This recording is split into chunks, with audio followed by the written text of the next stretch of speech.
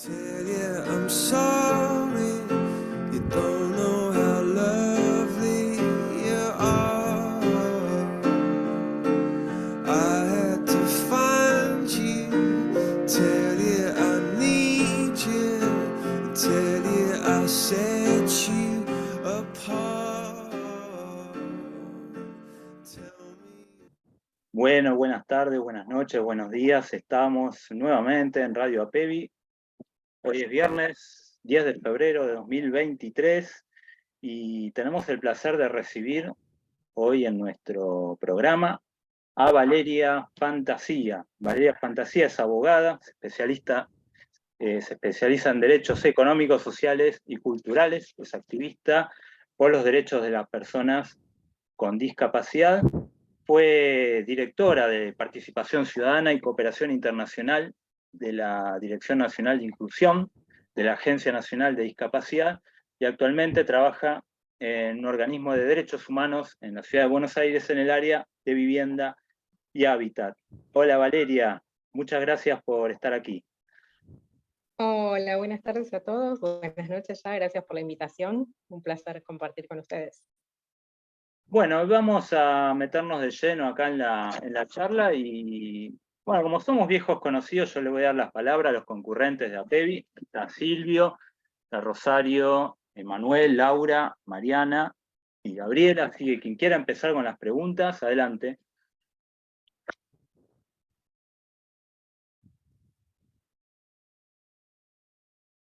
No sé si, a ver. Vamos. Tome silencio y cuando tenga alguna pregunta para hacerla, digo, Miguel. Sí, sepan disculpar, tengo muy mala conexión, así que si quieren empezar con las preguntas, no sé, Gaby, por ejemplo.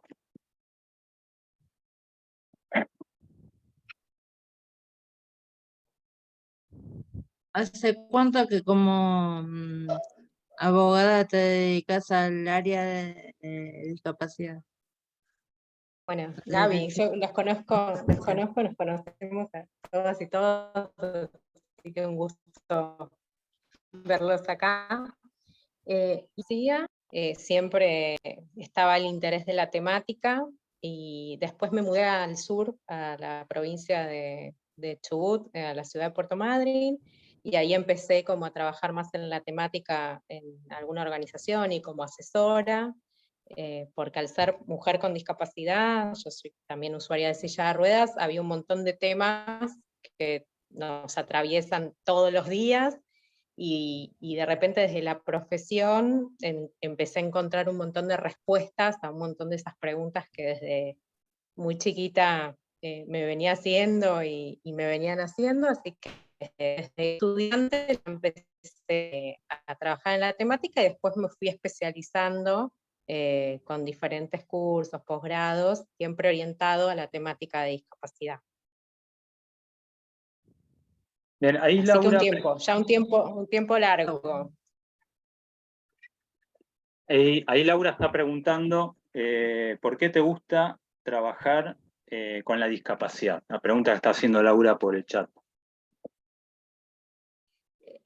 Me gusta primero porque sigo el concepto que tiene el concepto internacional de las personas con discapacidad, que es nada de nosotros sin nosotros, que es la filosofía del movimiento de derechos humanos en discapacidad, de que las personas con discapacidad somos quien conocemos muy bien todas las barreras que nos enfrentamos todos los días, y desde este lado muchas veces tenemos como otra mirada sobre ciertas temáticas que quizás una persona sin discapacidad no tiene, en temas de asesoramiento a la familia, a la propia persona con edad. Temática interesante, porque que tiene lo que es un grupo prioritario como discapacidad. Cuando hablamos de grupos prioritarios en derecho, decimos niñas, jóvenes, adultos mayores, personas con discapacidad, terminamos viendo todos los temas, porque todo lo que nos pasa tiene que ver con la limitación física, con la barrera que nos encontramos en el entorno. Entonces trabajamos en temas de empleo, de salud, de educación, de vivienda, de transporte. Son múltiples los temas que nos van atravesando. Entonces es muy interesante poder darle un enfoque desde los derechos humanos y a través de la profesión que cada uno elija. Con el Ahí, tema de salud me la paso peleando.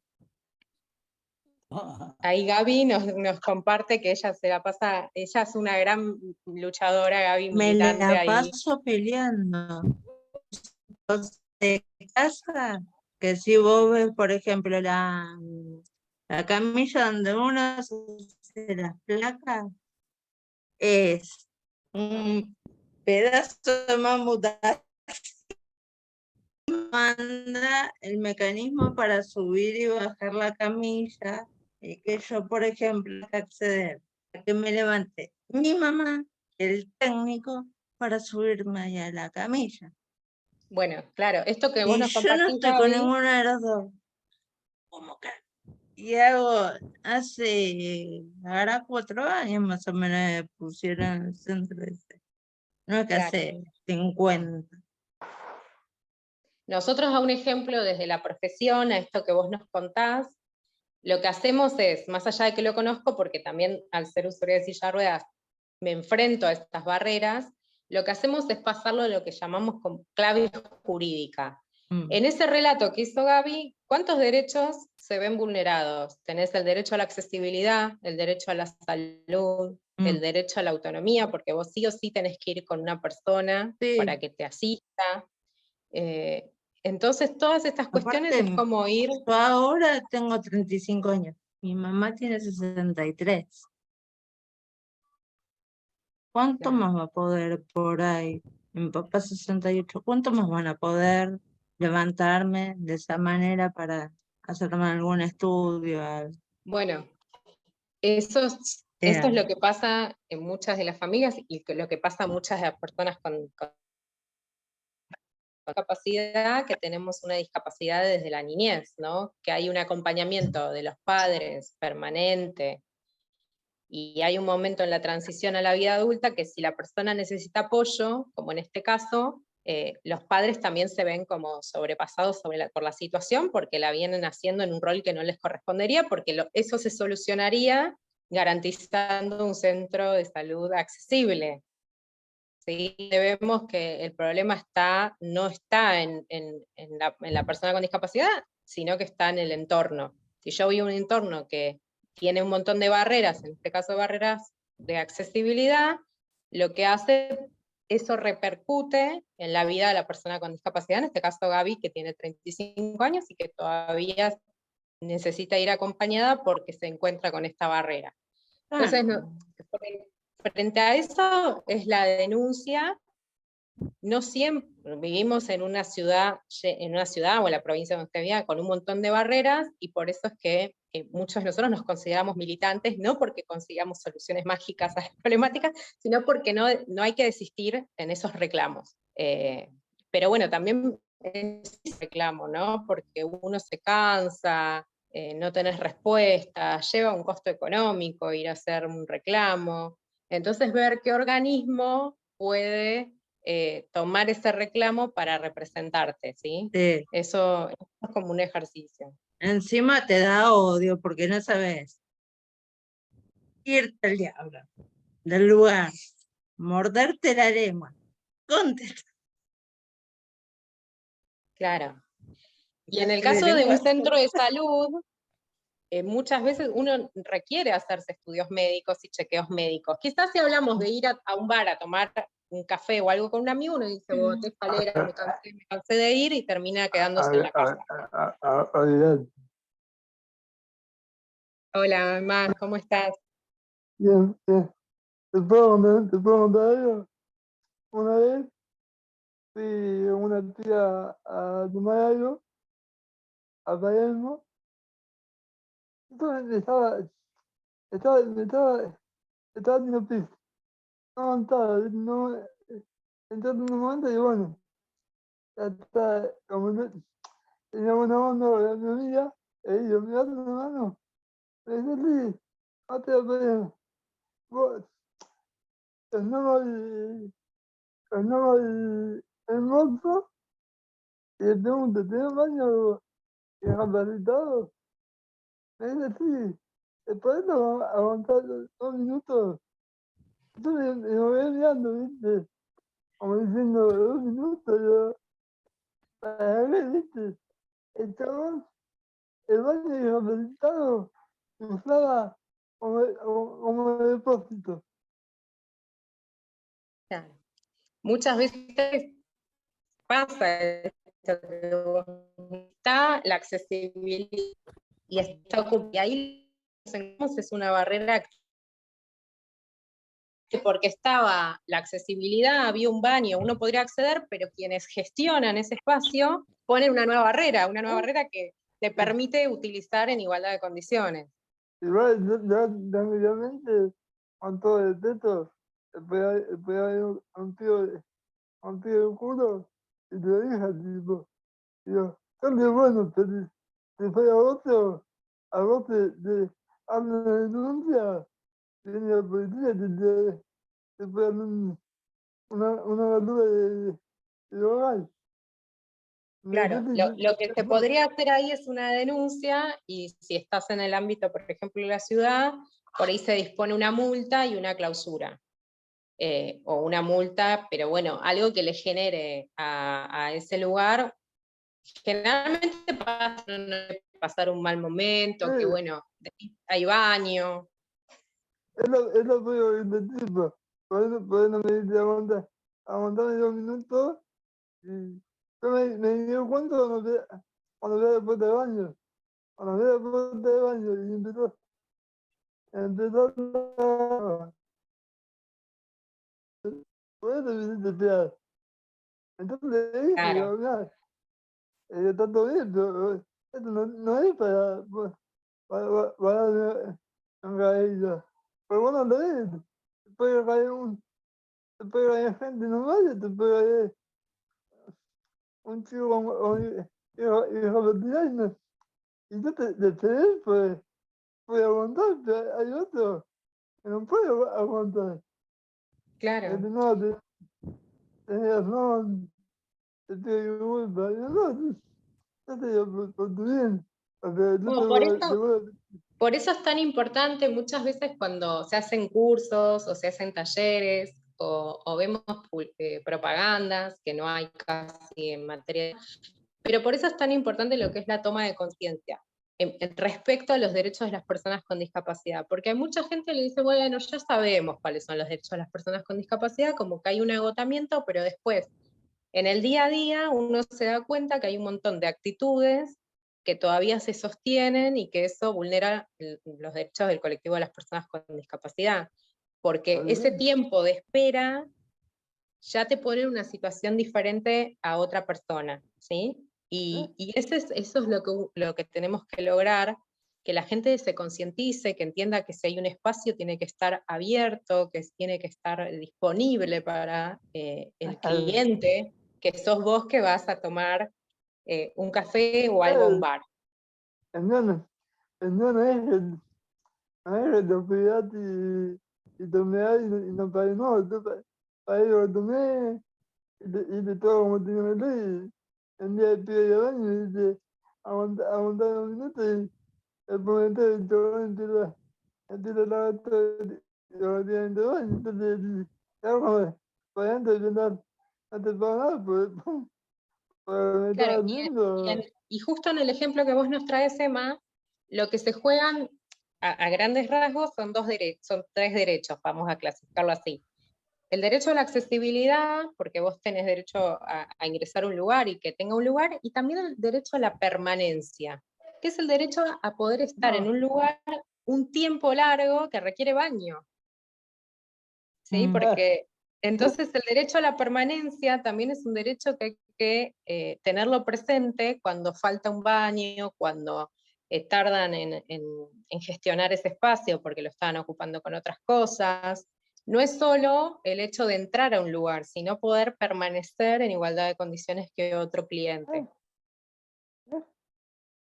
Pero claro, pasa eso que nos vamos encontrando, y por eso es importante el relato de cada una de las personas con discapacidad. En este espacio que ustedes vienen construyendo desde la radio, y voy a hablar de este tema, genera eso, por ahí consciente, por ahí no tiene un familiar con discapacidad, no se relaciona con personas con discapacidad, de pensar las cuestiones desde la perspectiva de las personas con discapacidad que somos nosotros, ¿sí? De ese relato en primera persona, de ver cómo esa barrera que la sociedad pone en mi día a día, en el día a día de ustedes, genera una vulneración de los derechos, ¿sí? Es en esa clave que es interesante pensar cada una de esas experiencias.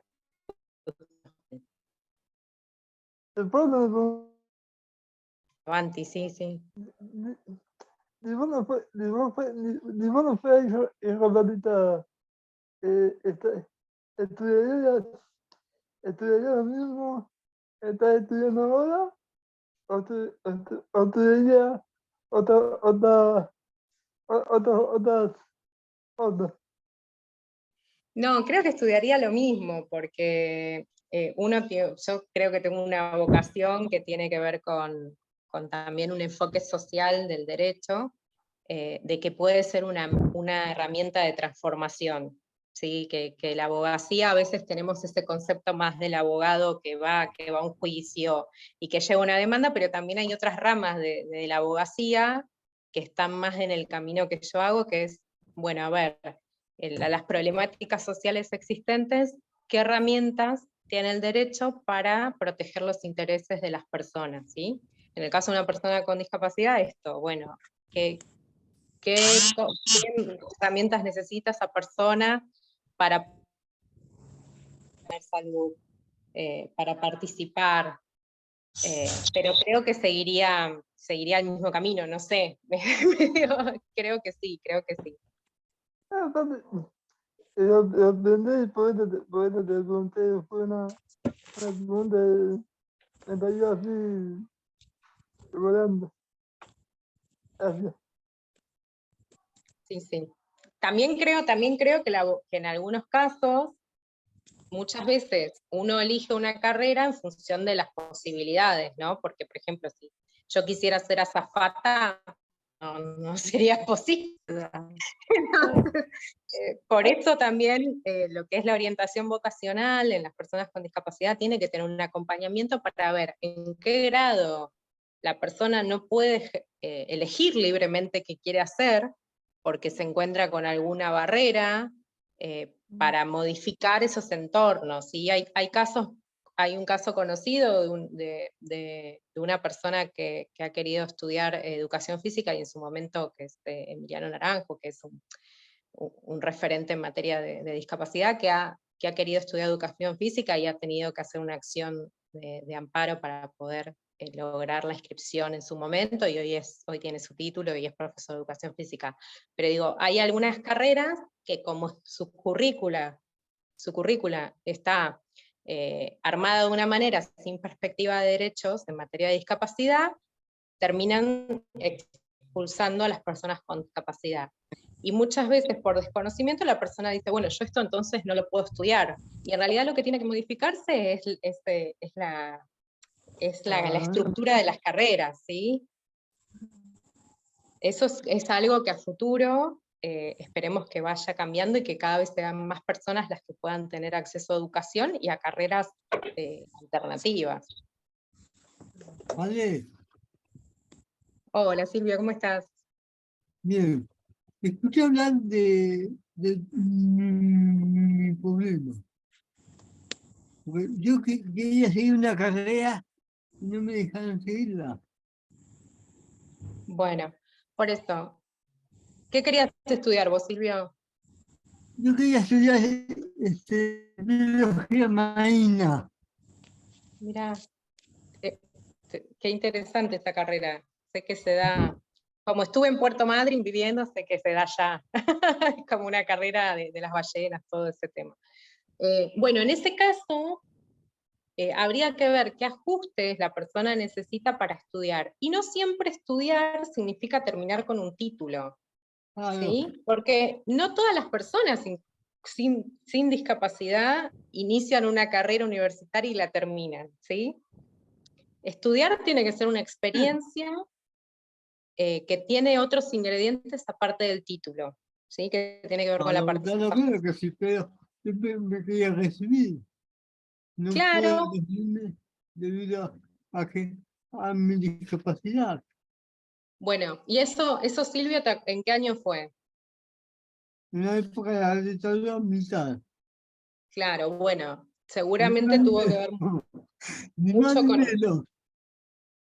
con un contexto que no tenía una visión integrada absolutamente en materia de derechos, pero hoy esa misma situación habría que reverla y habría que replantearla y no quedarse con el no al momento de que uno se va a inscribir, ¿sí? Siempre como, bueno, me pasó esto, me dicen que es por mi discapacidad, ¿qué segundas opiniones puedo escuchar? ¿Qué ajustes razonables se pueden hacer en materia de la carrera? ¿Qué necesitaría yo para poder cursar estas materias?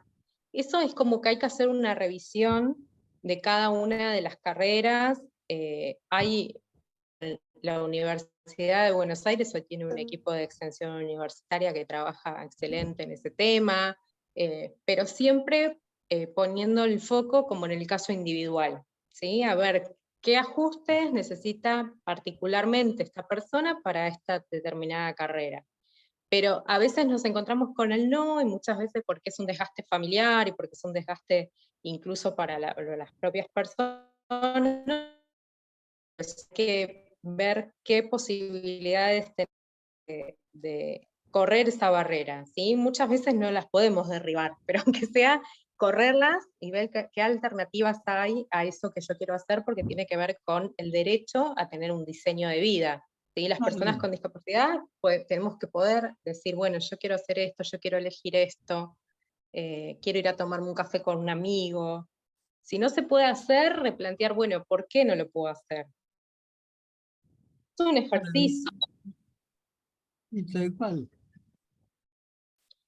Ahora Por eso, también esta gente, toda la gente que vos están hablando, se tiene que poner en el lugar de nosotros, y pasar lo que estamos pasando nosotros, para tener cuenta de lo que es estar en la lluvia, o no puede bajar una escalera, y la gente no lo ve.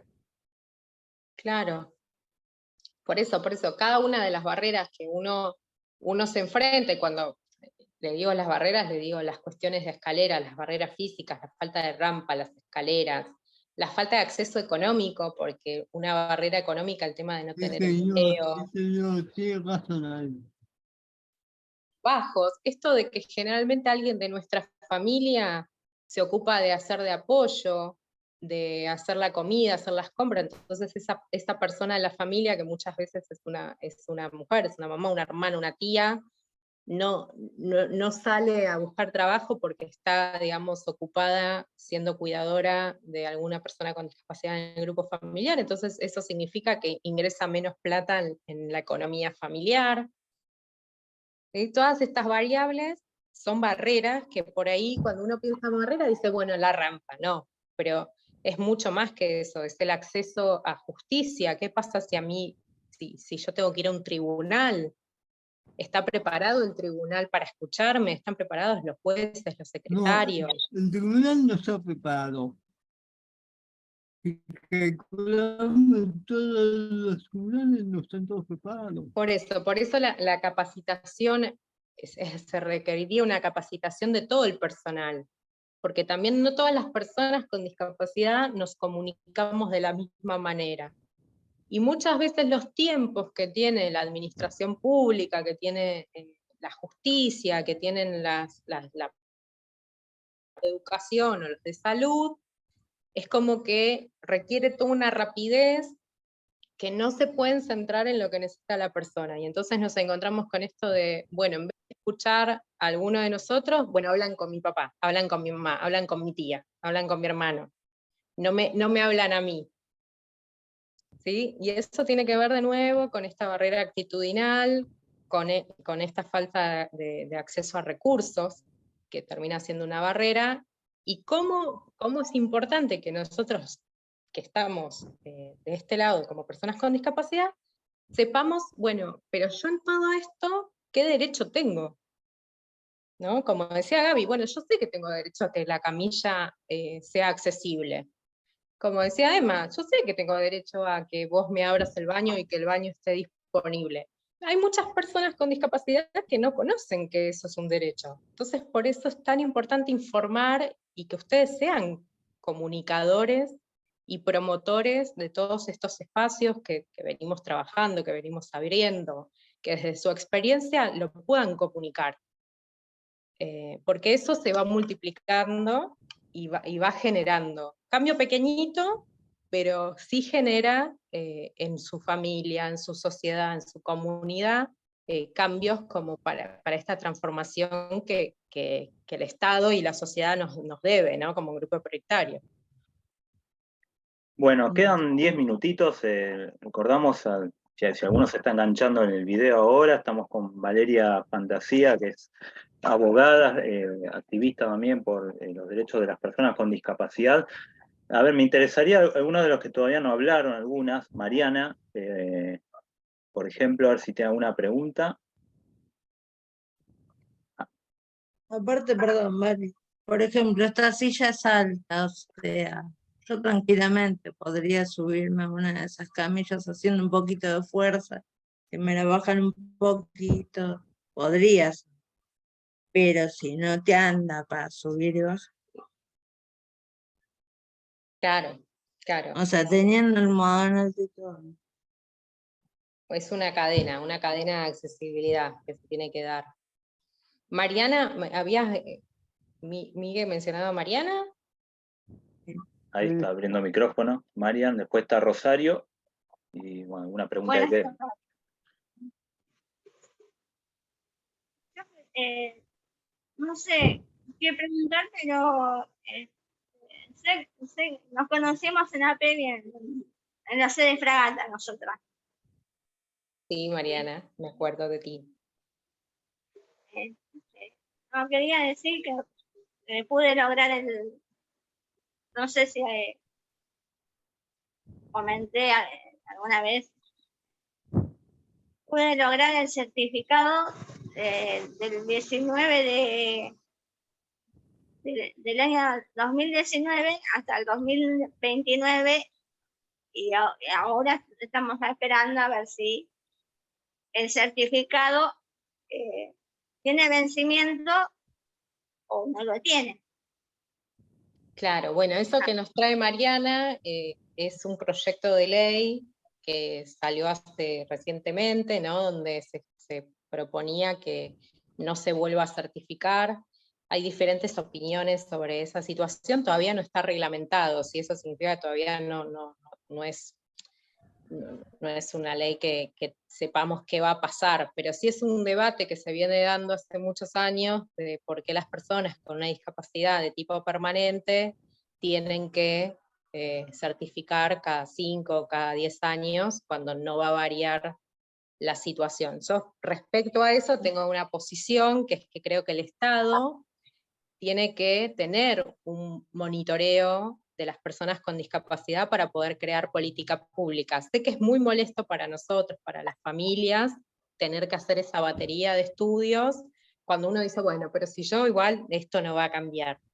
Pero en términos de cuando uno mira qué políticas públicas tiene que hacer el Estado, me parece que puede ser utilizado correctamente una herramienta para saber cuántas personas con discapacidad hay, qué tipo de discapacidad, dónde viven, qué tipo de vivienda tienen, si tienen acceso a salud. Entonces creo que hay que darle un poco más de debate a ese tema para ver qué intervención del Estado va a haber respecto a las personas con discapacidad y qué instrumentos se va a usar. El paliativo cuando viene a hacer el centro.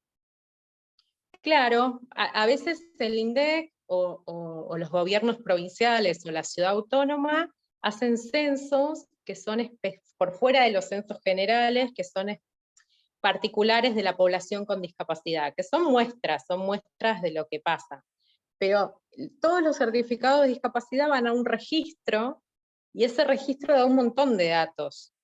Entonces, parece que es que hay que pensar qué va a pasar con cuando no tengamos esos datos para pensar políticas públicas a largo plazo, para pensar cuáles son los requerimientos en vivienda, en salud, en un montón de cuestiones. Habría que pensar cómo se va instrumentando. Pero sí, el censo también pregunta sobre la población con discapacidad. Rosario, querías preguntar algo, quedan 5 minutitos. Así que vamos siendo breves. No, a mí lo que me estaba pasando hace mucho, cuando yo iba a un centro de rehabilitación en Capital, es como que el hombre que no tuvo que poner el auto entre el medio de la rampa, no lo quiso correr, no lo quería correr, no lo quería correr, no lo quería correr, no lo quería correr, hasta que mi papá o mi mamá, no me acuerdo quién de los dos, se quejaron para avisarle que yo estaba en silla de ruedas. No quiso mover el auto, quería que yo pase, no en la rampa, no, ahí arriba, quería que yo.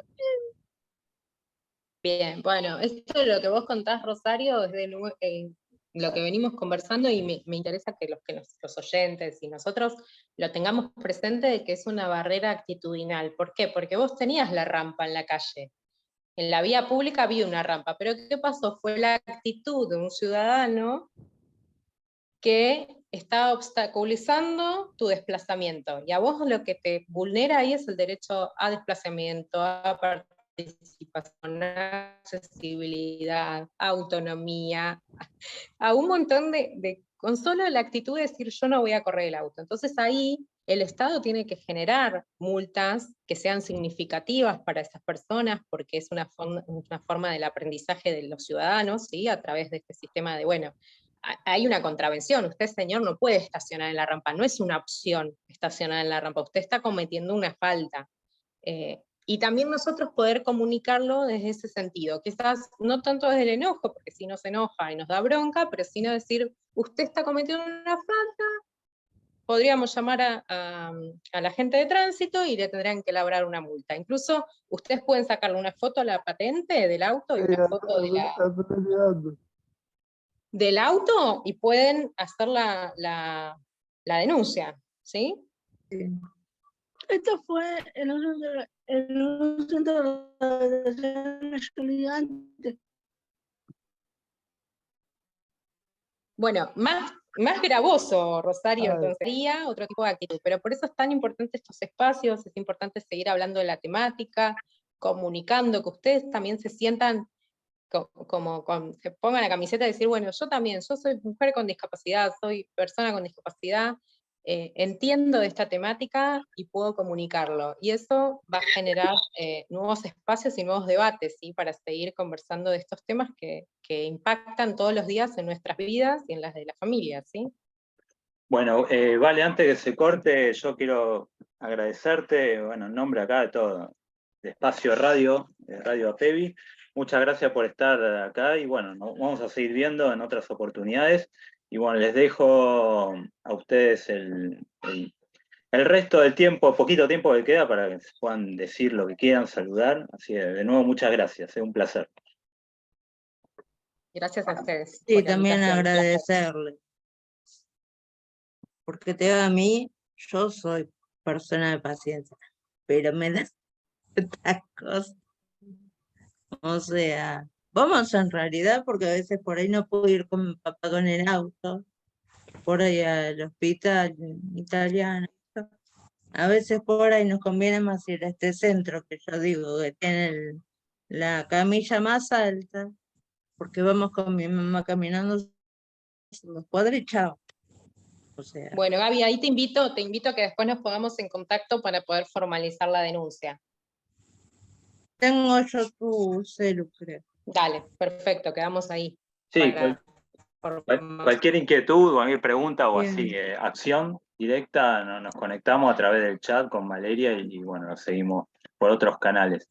Así que vale, de nuevo muchas gracias y bueno, esto fue Radio APEVI.